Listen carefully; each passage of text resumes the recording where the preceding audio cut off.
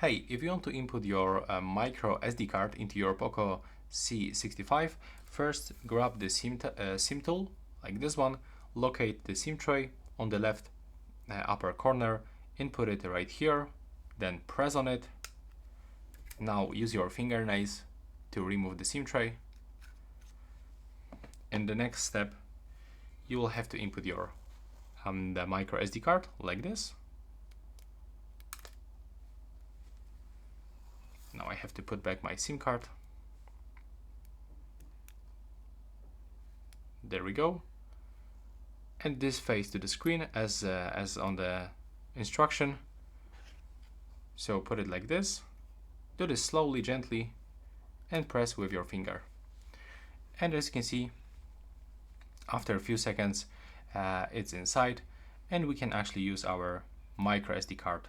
And that's all right now. Please subscribe to my channel. Bye bye.